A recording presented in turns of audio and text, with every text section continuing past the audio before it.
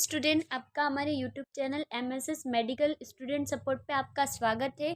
जैसा कि अपन ने पहले वाले वीडियो में पढ़ा था एमआई, ठीक है। अपन नेक्स्ट टॉपिक अपना है हार्ट का सीवीएस वाले सिस्टम का कि सीसीएफ, ठीक है, कंजेस्टिव कार्डियक फेलियर, है ना। इसको अपन पढ़ेंगे, ठीक है। तो ये क्या होता है कंजेस्टिव कार्डियक फेलियर, क्या होता है ये? इसके अंदर क्या होता है, जो हार्ट होता है ना, वो क्या होता है कि अपना जो ब्लड होता है ना, वो पंप नहीं कर पाता है। Unable to pump enough blood, है ना। जितना उसको चाहिए उतना वो ब्लड पंप नहीं कर पाता है ना। तो उसकी उसकी वजह से क्या हो जाता है, हार्ट जो फंक्शनिंग अदर ऑर्गन को मतलब ब्लड वगैरह सप्लाई कम मिलती है, ऑक्सीजन कम मिलती है। उसकी वजह से क्या हो जाता है, न्यूट्रिएंट्स वगैरह जो होते हैं ना, वो मतलब पहुंच नहीं पाते हैं, ठीक है। तो इसमें अपन देखते हैं कि जो सीसीएफ होता है वो क्या होता है। CCF is a serious progressive condition that is usually chronic and can be life threatening हो सकती है, ठीक है। ये क्या होती है, एक सीरियस प्रोग्रेसिव कंडीशन होती है और ये क्या हो सकती है, लाइफ थ्रेटनिंग कंडीशन भी हो सकती है। CCF is the most commonly used in when referring to the right and left sided heart failure। इसके अंदर दो टर्म्स होती है, लेफ्ट साइडेड हार्ट फेलियर और राइट साइड हार्ट फेलियर, ठीक है। अपन दोनों के अलग अलग पढ़ेंगे, ठीक है। और एग्जाम में ऐसा भी आ सकता है कि मतलब right short note on CCF definition क्या होती है, और अभी आपको दे दिए कि राइट साइड हार्ट फेलियर क्या होता है, थर्ड में आपको दे दिया कि लेफ्ट साइडेड हार्ट फेलियर क्या होता है, फोर्थ दे दिया कि मैनेजमेंट, ठीक है। तो अपन इनको अलग अलग तरीके से भी देखेंगे, ठीक है। फिर इसमें क्या है, most common heart failure is LVF. जो मोस्ट कॉमन जो हार्ट फेलियर होता है क्या होता है, लेफ्ट वेंट्रिकल फेलियर होता है, ठीक है। इसकी अपन क्या करते हैं, डेफिनेशन देखते हैं, ठीक है। तो डेफिनेशन में क्या है कि the heart failure can be as defined as the physiologic state in which is the heart is unable to pump enough blood to meet the metabolic needs, ठीक है, ऑफ द बॉडी। ये क्या करता है, जो हार्ट होता है वो क्या करता है, unable to pump enough blood, है ना। जो ये अनेबल हो जाता है पंप ब्लड को पंप मतलब पूरी तरीके से ब्लड पंप नहीं कर पाता है, ठीक है। और उसकी वजह से क्या होता है, ऑक्सीजन एंड न्यूट्रिएंट्स जो होते हैं ना, जो बॉडी की जितनी नीड होती है, न्यूट्रिएंट्स जितना बॉडी को जितनी मतलब उनको सप्लाई की ज़रूरत होती है उतना वो हार्ट नहीं पंप कर पाता है। तो उसको अपन क्या बोलेंगे, कंजेस्टिव कार्डियक फेलियर। ये आता है, इंपॉर्टेंट है, तो आप इसे अच्छे से देख लेना, ठीक है। अब इसमें नोट ये लिखा हुआ है कि जो the name heart failure and the congestive heart failure, है ना, कि हार्ट फेलियर और कंजेस्टिव हार्ट फेलियर का मीन्स ये नहीं होता है कि वो हार्ट है एक्चुअली फेलियर, हार्ट क्या हो गया, फेल हो चुका है, स्टॉप हो चुका है। इसका मतलब ये नहीं होता है कि जो हार्ट होता है वो क्या हो गया, फेल हो गया। इसका मीन्स होता है कि वन और more chamber of the heart fail. जो हार्ट के जो चेम्बर होते हैं, या तो वन चेम्बर मतलब फेल हुआ होगा, या फिर इसके अलावा और दूसरे चेम्बर फेल हुए होंगे, ठीक है। To keep with the volume of blood flowing through them, ठीक है। नेक्स्ट अपन देखते हैं इसके अंदर क्लासिफिकेशन क्या क्या होता है इसका। तो ये बहुत सारे टाइप का होता है, तो मैंने ये यहाँ पे नाम डिनोट कर रखे, ठीक है। फर्स्ट होता है एक्यूट हार्ट फेलियर, सेकंड होता है क्रोनिक हार्ट फेलियर, फिर थर्ड पे आएगा right side heart failure, left side. अपन इन दोनों को ही एक्सप्लेन करेंगे इसके अंदर, ठीक है। फिर होता है सिस्टोलिक हार्ट फेलियर, फिर सिस्टोलिक हार्ट फेलियर, ठीक है। दो बार लिखा गया ये, डायस्टोलिक होगा, सॉरी यहाँ पे, है ना। सिस्टोलिक हो गया और एक हो गया डायसिस्टोलिक, ठीक है। फिर होता है लो आउटपुट हार्ट फेलियर, फिर high output heart failure, forward heart failure, backward heart failure. अपन ने अभी देखा था ना कि हार्ट फेलियर का मतलब ये नहीं होता है कि मतलब हार्ट ने स्टॉप कर दिया, या फिर इसका मतलब क्या होता है, जो हार्ट के वन और मोर चेम्बर अफेक्ट होते हैं इसके अंदर, ठीक है। अपन देखते हैं इसके on the basis of the symptoms of severity के अकॉर्डिंग, ठीक है। टू टाइप्स होते हैं, acute heart failure and the chronic heart failure. Acute heart failure के अंदर क्या होता है कि ये क्या होता है, सीवियर होता है, सडन होता है, बट शॉर्ट टाइम के लिए होता है, ठीक है। तो in this creation is the sudden and severe due to this heart disease such as a CAD and MI। जो myocardial infection and the coronary artery disease उसकी वजह से होगा, या सीवियर होगा बट शॉर्ट टाइम के लिए होगा, ठीक है। इसमें बहुत ज़्यादा पेन होगा, ठीक है। क्रोनिक क्या होता है कि क्रोनिक के अंदर लॉन्ग टर्म होता है ना, chronic Insidious end of durations will a long standing cause cardiac failure due to the slow creations of CCF, ठीक है। ये क्या होता है, जो क्रोनिक हार्ट फेलियर होता है वो क्या होता है, लॉन्ग टर्म्स के लिए होता है। ज़्यादा टाइम अगर कोई भी डिजीज हो जाती है, ज़्यादा टाइम तक रह जाती है, तो वो क्या होती है, क्रोनिक के अंदर चेंज हो जाती है, ठीक है। नेक्स्ट अपन देखेंगे इसके नेक्स्ट अपन देखेंगे on the basis of the involving ventricles के अकॉर्डिंग, ठीक है, एलवीएफ और आरवीएफ, ठीक है, ये मोस्ट इंपॉर्टेंट है, ये पूरा टॉपिक है, सीसीएफ बहुत इंपॉर्टेंट है, आप इसे अच्छे से देख लेना, ठीक है। तो एलवीएफ के अंदर क्या हो गया, लेफ्ट वेंट्रिकल हार्ट फेलियर, इसके अंदर क्या होता है, जो हार्ट का जो लेफ्ट साइड का वेंट्रिकल होता है, लेफ्ट साइड होता है ना, वो फेलियर हो जाता है, और ये क्या होता है, मोस्ट कॉमन होता है, ठीक है, mainly affect the left ventricle, this is the most common type of the heart failure, ठीक है। In LVF inability to left side of heart to pump into the systemic circulation, जैसे अब ये heart है अपना, ठीक है, अपन इसको मान लेते हैं, ठीक है, इसके अंदर जो लेफ्ट साइड का वेंट्रिकल, अपन को पता है ना, जो लेफ्ट साइड के वेंट्रिकल से ब्लड जो होता है, ऑक्सीजनेटेड ब्लड जो होता है वो क्या होता है, लंग्स से आता है, फिर लेफ्ट वेंट्रिकल के थ्रू क्या होता है कि पूरे सिस्टमेटिक सर्कुलेशन हो जाता है, पूरी अपनी बॉडी को मिल जाता है ब्लड, है ना। तो अगर ये लेफ्ट साइड का हार्ट अगर फेलियर हो, लेफ्ट साइड का वेंट्रिकल अगर फेलियर हो गया, तो ब्लड जो जा रहा है बॉडी को जो ब्लड जा रहा है ना, तो वो मतलब फेल हो गया, तो बॉडी को मिल नहीं पाएगा ना सफिशिएंटली, ठीक है। तो इसके अंदर क्या होता है, लेफ्ट साइड का हार्ट फेलियर हो जाता है, तो इसके अंदर क्या क्या कॉम्प्लिकेशन देखने को मिलेंगे, फिर जो इसके अंदर टू टाइप्स का, एक तो कंजेशन होगा, जिसको अपन बोलेंगे पल्मोनरी कंजेशन, और एक दो होगा हाइपोपरफ्यूजन, ठीक है। पल्मोनरी कंजेशन, इस कंजेशन बोलेंगे क्योंकि इसका क्या होता है, जो लंग्स के थ्रू ऑक्सीजनेटेड होके आ रहा है, तो उसको पल्मोनरी नाम देंगे अपन, ठीक है। तो इसके अंदर क्या होगा, कंजेशन होगा, इडिमा होगा, इसको पल्मोनरी कंजेशन या पल्मोनरी इडिमा बोलते हैं अपन, ठीक है। तो इसके अंदर क्या क्या होगा, लेफ्ट, ये कहाँ कहाँ होगा पल्मोनरी कंजेशन, ये किस साइड होगा, लेफ्ट वेंट्रिकल के साइड होगा, ठीक है, एक लेफ्ट आर्टरी, ठीक है, और एट्री, पल्मोनरी वेन एंड लंग्स, है ना, इसके अंदर ये चीजें होगी कंजेशन एंड इडिमा के अंदर, ठीक है। एक होगा हाइपोपरफ्यूजन, हाइपोपरफ्यूजन का मतलब क्या होता है, जो भी आर्टरीज वगैरह होगी ना, उसके अंदर क्या हो जाएगा, ब्लड सप्लाई कम हो जाएगी, मतलब ब्लड जो होगा उसका वॉल्यूम कम हो जाएगा, जिसकी वजह से क्या होगा, स्ट्रोक वॉल्यूम डिक्रीज हो जाएगा, ठीक है, कार्डियक आउटपुट डिक्रीज हो जाएगा, ऑक्सीजन एंड न्यूट्रिएंट्स मतलब कम हो जाएंगे, ठीक है। तो पेरिफेरल परफ्यूजन हो जाएगा, मतलब सप्लाई जो होगी वो क्या हो जाएगी, डिक्रीज हो जाएगी इसकी वजह से, ठीक है। ये आपको इसमें याद रखना है।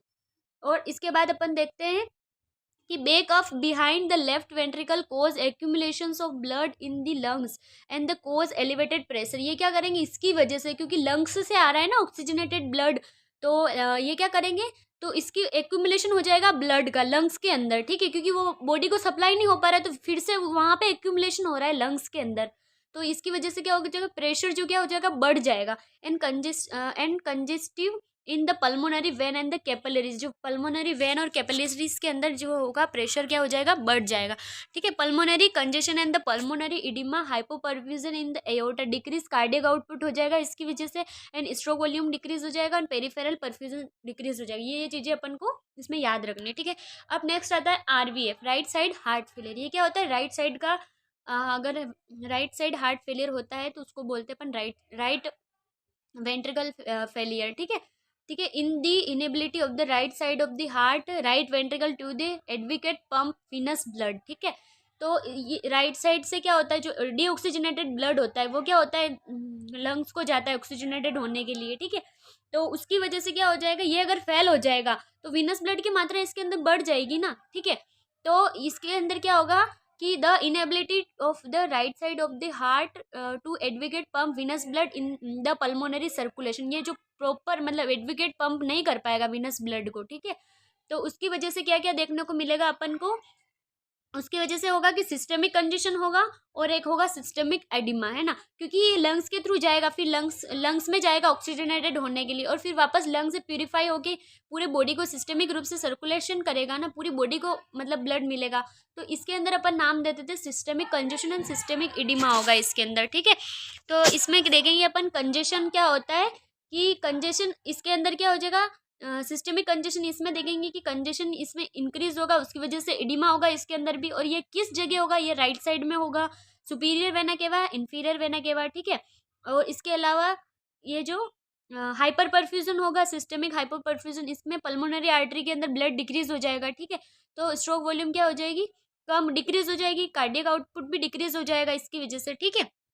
अब इसमें this cause a backup of a fluid in the body, इसकी वजह से क्या होगा, जो फ्लूइड का बेकअप हो जाएगा, backup of fluid in the body, body के अंदर वापस जो फ्लूइड जो होगा ना वो क्या हो जाएगा, बैक फ्लो होने लग जाएगा इसका, ठीक है, इसकी वजह से, ठीक है।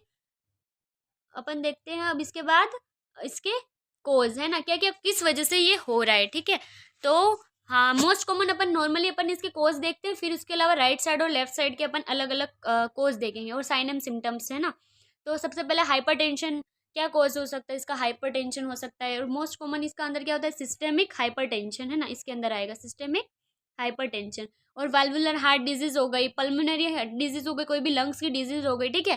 कोई भी जैसे इसके अंदर कोई भी मिट्रल वाल स्टेनोसिस हो गया, रिगर्जिटेशन हो गया। स्टेनोसिस मतलब होता है ब्लॉकेज, और रिगर्जिटेशन मतलब क्या हो गया? वापस ब्लड फ्लो होने लग गया है ना। उसके अलावा और भी देखे जैसे आयोटिक सेमिल्यूनर वाल की कोई भी डिजीज हो गई, ठीक है। कंजेनाइटल हार्ट डिजीज हो गई बच्चों में जो होती है मोस्ट कॉमन। एएसडी होती है, एट्रियम सेप्टल डिफेक्ट हो गया। वीएसडी हो गया, वेंट्रिकुलर सेप्टल डिफेक्ट हो गया, ठीक है।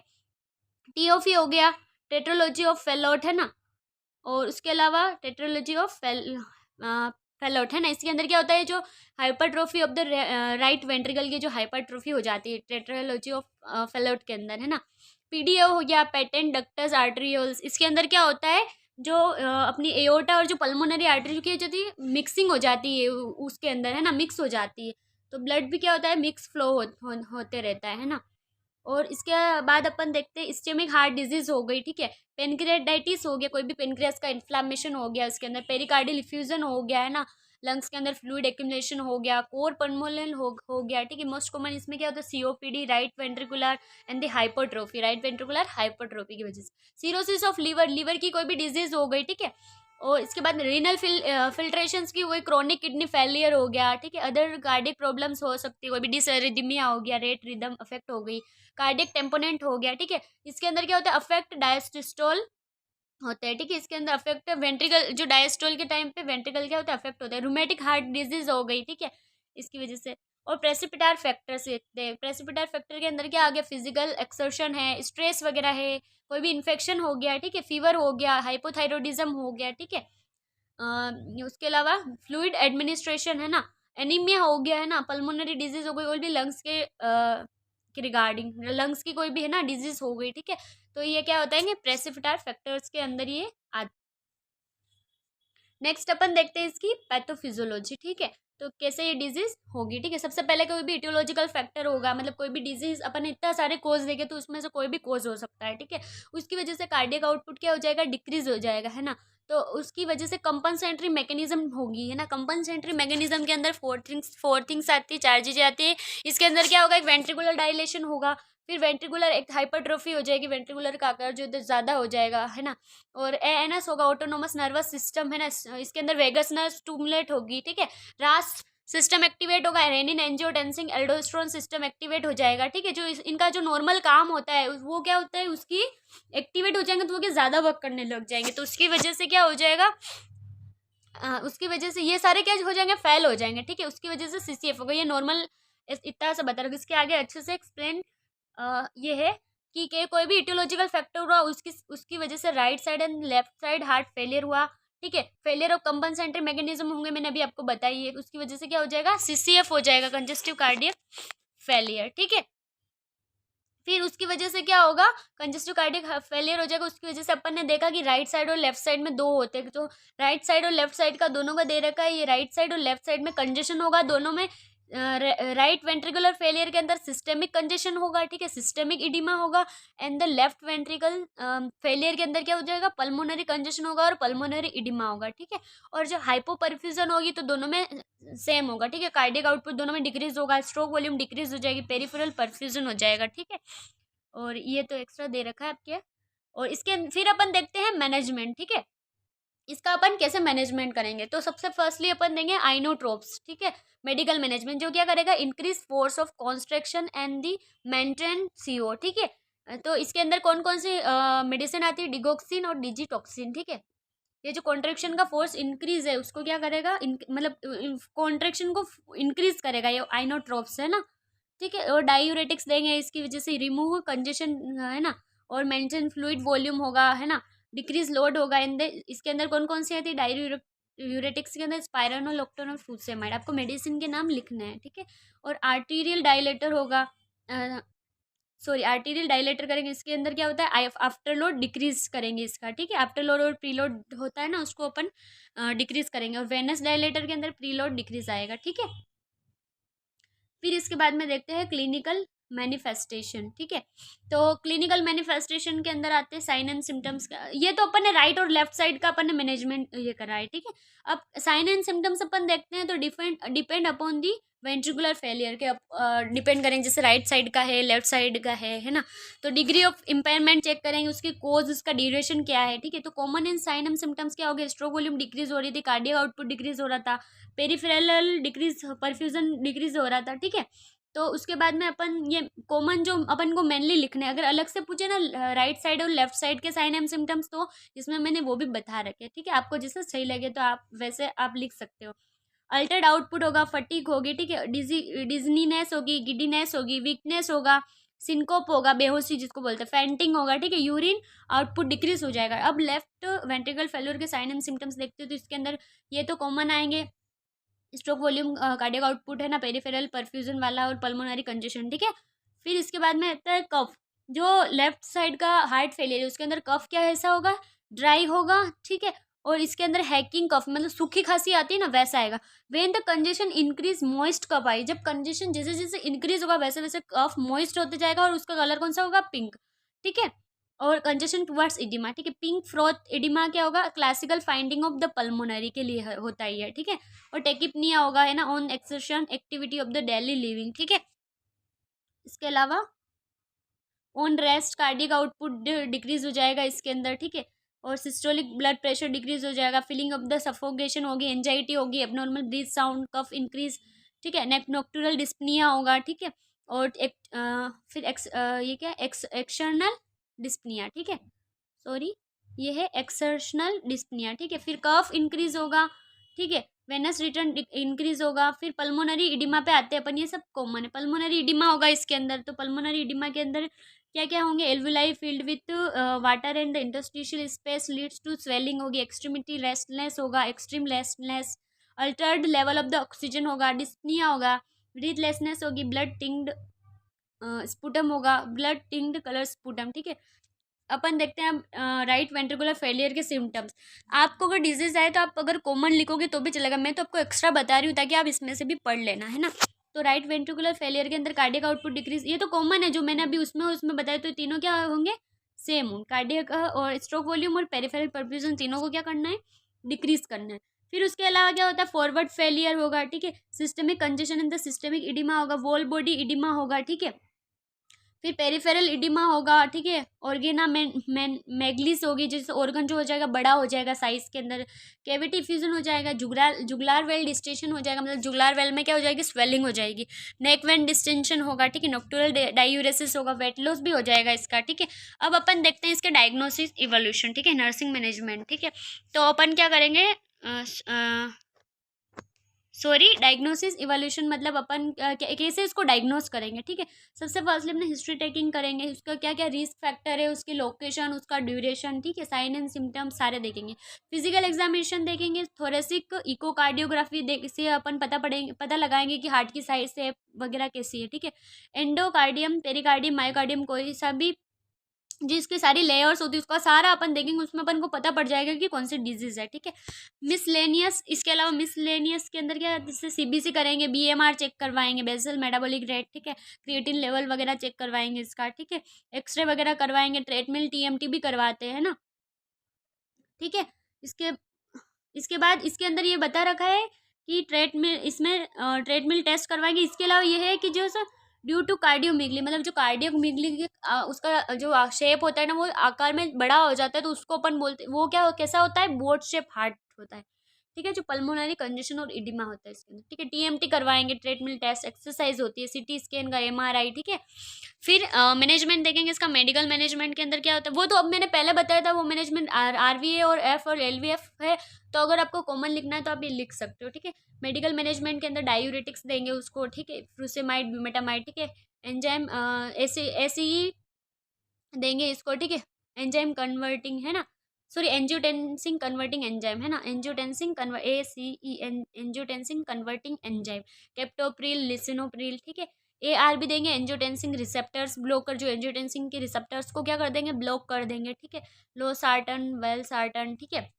फिर अपन क्या देंगे, डिजिटैलिस। ठीक है, डिजिटैलिस के अंदर क्या होता है, ये क्या होता है, increase heart ability to pump effectively by improving the contractile force of the heart muscles. ठीक है, इंक्रीज करेगा ये, जिसके अंदर डिगोक्सिन। ठीक है, आगे inhibit sodium and potassium channel को इनहिबिट करेगा, जिसकी वजह से जो इंक्रीज इंट्रासेल्युलर कैल्शियम लेवल होगा। ठीक है, फिर क्या होगा, ओवरफिल डीपोलराइजेशन होगा। डीपोलराइजेशन की वजह से फोर्स ऑफ कॉन्ट्रेक्शन इंक्रीज होगा, और जो स्ट्रोक वॉल्यूम क्या हो जाएगी, जो कम हुई हुई वो क्या हो जाएगी, बढ़ जाएगी। बीटा ब्लॉकर देंगे इसके अंदर। ठीक है, लाबेटालोल, प्रोपेनोल।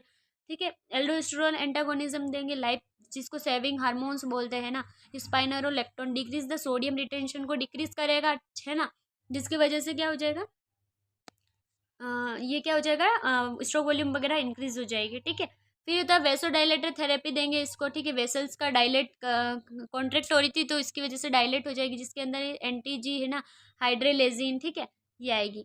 फिर उसके अलावा अपन करेंगे इसका सर्जिकल मैनेजमेंट। ठीक है, तो इसके अंदर कोरोनरी एंजियोप्लास्टी करेंगे, ऐसे ना, स्टंट के through coronary artery bypass surgery करेंगे, जिससे मैंने बताया था कि जो कोरोनरी आर्टरी बाईपास है तो उसको अदर आर्टरी से अपन उसको क्या करते हैं, कॉम्बाइन जोड़ देते हैं ना, और जो ब्लॉकेज होता है जिस आर्टरी के अंदर उसको वहाँ से हटा देते हैं। ठीक है, तो इंट्रा एओर्टिक बैलून पंप है ना, और लेफ्ट वेंट्रिकल असिस्ट डिवाइस है ना, ये इसमें आप 2-3 लिखोगे तो भी चलेगा, इसमें क्या एक्स्ट्रा लिख रखा है थोड़ा। तो इसके अलावा भी हार्ट ट्रांसप्लांटेशन करेंगे, अगर कुछ नहीं हो तो उसके बाद हार्ट का ट्रांसप्लांटेशन होगा। And the valve repair and the valvular replacement surgery करेंगे, कोई भी वाल्व वगैरह खराब है तो उसको रिपेयर्स कर सकते हैं। इम्प्लांटेबल कार्डियक डिफिब्रिलेटर, ठीक है, आईसीडी कर सकते हैं। ठीक है, नर्सिंग मैनेजमेंट के अंदर क्या होता है, डायग्नोसिस फर्स्ट। डायग्नोसिस के अंदर decrease cardiac output related to the impaired contractility and increase preload and afterload. इसका क्या गोल होगा कि प्रीलोड और आफ्टर लोड की इंक्रीज हो रहा है। ठीक है, तो उसको अपन मेंटेन करेंगे, कार्डियक आउटपुट को मेंटेन करेंगे, प्रीलोड एंड आफ्टर लोड को। ठीक है, तो इसके इंटरवेंशन जो होंगे उसके अंदर क्या, एस्कल्टेड हार्ट साउंड है ना, frequently and the monitor the cardiac rhythm को मॉनिटर करेंगे, assist the abnormal heart sound है ना। फिर provide for the psychological support related to the emotional stress condition, उसको साइकोलॉजिकल सपोर्ट प्रोवाइड करवाएंगे। उसके वाइटल साइन चेक करेंगे, और पेशेंट का अज्यूम करेंगे उसकी जो हाई फाउलर पोजीशन उसको प्रोवाइड करवाएंगे, उसको बोलेंगे है ना, उसको पोजीशन देंगे। And administrate cardiac glucosides agents and ordered for the sign of the left side failure and the monitor to toxicity, है ना, उसकी टॉक्सिसिटी का मॉनिटर करेंगे। ठीक है, administer medication and the prescribe, जैसे डॉक्टर ने प्रिस्क्राइब करा है वैसे अपन मेडिसिन उसको टाइम टू टाइम देंगे। सेकेंड डायग्नोसिस क्या करेंगे अपन, जो fluid volume excess related to decrease cardiac and the sodium and water retention. ठीक है, एक्सिस जो है ना, उसको जो fluid volume excess related to decrease cardiac, जिसकी वजह से कार्डियक आउटपुट कम हो रहा है ना, तो उसको क्या करेंगे, रीस्टोरिंग फ्लूइड बैलेंस करेंगे, फ्लूइड का बैलेंस करेंगे। इंटरवेंशन में अपन देखेंगे monitor the oedema and the weight gain. ठीक है, फिर उसके बाद में अपन देखेंगे assessment of the jugular vein distension, देखेंगे उसका जो जुगुलार वेन डिस्टेंशन हो रहा था अपन ने पढ़ा था सिम्टम्स के अंदर। ठीक है, एस्कल्टेड ब्रीथ साउंड। ठीक है, administer diuretics prescribe given diuretics early in the morning between the right time diuresis disturb sleep. ठीक है, उसको अपन टाइम टू टाइम डायूरेटिक्स देंगे एज पर डॉक्टर्स प्रिस्क्राइब। ठीक है, assess the sign of the hypovolemia ना, साइन अपन check करेंगे, उसका आउटपुट इनपुट चार्ट पेशेंट का चेक करेंगे। एडमिनिस्ट्रेड आईवी फ्लूइड उसको देंगे। ठीक है, फिर उसके अलावा उसकी फीलिंग, उसका जो एडिमा वगैरह हो रहा था उसको अपन असिस्ट करेंगे, उसको पेशेंट को जो डाइट होंगे और उसका भी ध्यान रखेंगे अपन। Diagnosis third, acute pain related to the imbalance of oxygen supply and the demand. ठीक है, तो क्या हो रहा है, एक्यूट पेन हो रहा था कि उसको सप्लाई और ऑक्सीजन प्रॉपरली नहीं जा रही थी, है ना, क्योंकि ब्लड जो हो रहा है उसको नहीं भेज पा रहा है ना हार्ट, तो उसकी वजह से क्या होगा, उसका अपन का गोल क्या होगा कि उसको पेन को रिड्यूस करना है। ठीक है, तो इंटरवेंशन में उसको पेन को असिस्ट करेंगे। ठीक है, उसमें वेज़ोडाइलेटर अपन जो एडमिनिस्ट्रेट करवाएँगे। ठीक है, और जैसे डॉक्टर ने प्रिस्क्राइब करा, ऐसे द रेस्पॉन्स टू मेडिकेशंस, है ना, मेडिकेशंस अर्ली एवरी 5 मिनट्स, है ना, उसको जो जो भी रेस्पॉन्स होगा वो अपन चेक करेंगे, और जो भी मेडिसिन्स वगैरह है उसको टाइम टू टाइम देंगे, उसको कंफर्टेबल पोजीशन प्रोवाइड करवाएंगे। And the monitor vital sign and the symptoms of the heart failure. ठीक है, सारे उसके वाइटल साइन चेक करेंगे। ठीक है, एंजाइटी, उसकी जो भी एंजाइटी हो रही है उससे अच्छे से बात करेंगे, उसकी एंजाइटी को अपन दूर करेंगे। ठीक है, impaired gas exchange related to the alveolar oedema and the pulmonary oedema, ये डायग्नोसिस 5। ठीक है, और ये डायग्नोसिस 4 है ना, उसके अपने डायग्नोस कराएगी, उसको एंजाइटी हो रही है, तो फिर इसका कैसे अपन गोल करेंगे कि उसको एंजाइटी को दूर करना है, पेशेंट को सपोर्ट करना है। Impaired gas exchange related to the alveolar oedema और पल्मोनरी एडिमा है ना, तो उसके लिए अपन क्या ऑक्सीजन थेरेपी उसको देंगे, जैसे प्रिस्क्राइब कर रखी है ना। ठीक है, तो ये आपके हो गया CCF। ठीक है, नेक्स्ट वीडियो के लिए बने रहे हमारे चैनल पर। Thank you for watching my